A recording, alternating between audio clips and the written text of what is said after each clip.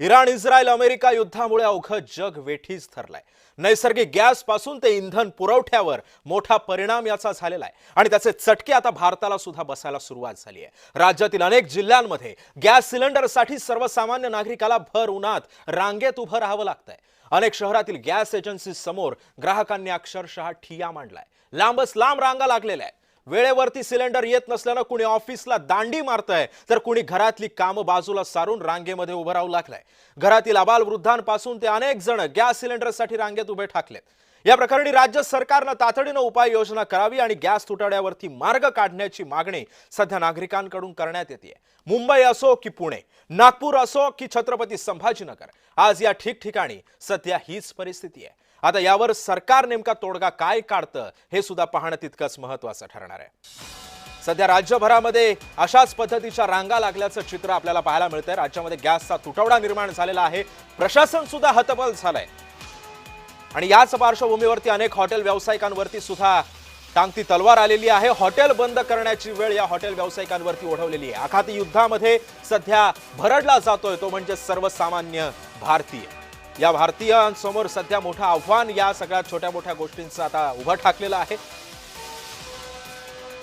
गॅसच्या तुटवड्यामुळे सध्या उपासमारीची वेळ प्रत्येकावरती आलेली आहे। अनेकांनी तर चुलींवरती आता स्वयंपाक करायला सुरुवात सुद्धा केलेली आहे। लाकडांच्या वखारींमधून लाकडं आणण्यास सुद्धा काही जण आता पुढे सरसावलेले आहेत।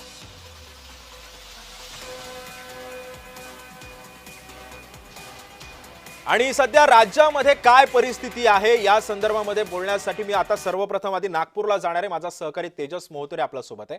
तेजस, आखातामध्ये सध्या युद्ध सुरू आहे आणि प्रत्येक गॅस एजन्सी समोर सध्या रांगा लागलेल्या आहेत नागरिकांच्या। नागपूरमधली परिस्थिती काय? नागपुरात सुद्धा अशीच परिस्थिती आहे। सध्याच्या घडीला मी नागपुरातील धरमपेठ येथे प्रसिद्ध असलेल्या समोसा, जोशी समोसा जे प्रसिद्ध आहे, या ठिकाणी अनेक खवय्ये जे आहेत ते गर्दी करत असतात। जेव्हा जेव्हा त्यांना समोसा खायची इच्छा असते त्यावेळेस ते जोशी समोसामध्ये आपली जे आहे ते भूक भागवत असतात आणि सध्याच्या घडीला जोशी समोसा आहे ते पूर्णपणे बंद आहे।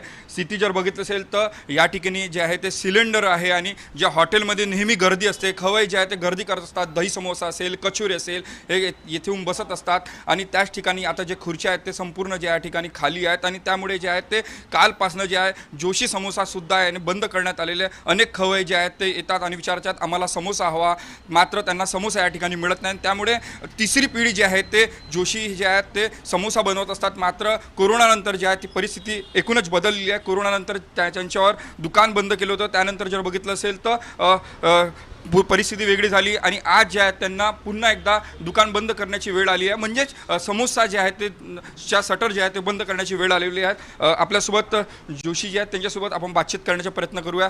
काय सांगाल, कोरोनानंतर अशी परिस्थिती आपल्यावर उद्भवत आहे, काय सर्वसामान्य जे ग्राहक आहेत त्यांची प्रतिक्रिया आहे आणि आपली काय प्रतिक्रिया आहे? अब इसमें तो हम कुछ नहीं कर सकते। सरकार भी क्या कर सकेगी जब सिलेंडर ही बाहर से नहीं आ सकते, तो उसके लिए उनका भी कोई कसूर नहीं है। कुदरत की देन है, इसके सामने कोई झुक नहीं सकता है। अब सिलेंडर आया तो हम कल चालू कर दे, कोई प्रॉब्लम नहीं है। सिलेंडर था कब 4:30 बजे हमने बंद कर दिए, फिर भी गिरा, कोई दरवाज़ा बंद नहीं दिखे। इसी हिसाब से मैंने बैठक की व्यवस्था मेरे पास रहने के कारण, चलो भाई किसी को कोल्ड ड्रिंक पीना, पानी पीना, तो इस हिसाब से बैठ सकते, पानी पी के जा सकते। और समोसा कचौरी पूरा अजीबात बंद है, सिलेंडर बिल्कुल ही नहीं है मेरे पास। इस हिसाब से आ रहे हैं, वापस जा रहे हैं, क्या गिराक लोग आ रहे हैं, सवेरे से पूछते हैं, वापस आ रहे हैं, फिर जा रहे हैं, फिर पूछ रहे आ रहे हैं। उनको वही कह रहा हूँ भैया सिलेंडर नहीं, इसके कारण से मैं बंद कर रहा हूँ, कोई प्रॉब्लम नहीं पड़ता है। चाय के लिए मैंने छोटा इजेक्ट लेके आया इलेक्ट्रिक वाले को, उतनी ही चाय उसी हिसाब से बनती है, टाइम बहुत लगता है उसमें भी। इस हिसाब मैंने सिलेंडर नहीं हो कारण इसको बंद ही किया हुआ। कल संडे फिलहाल पूरा बंद ही रहेगा।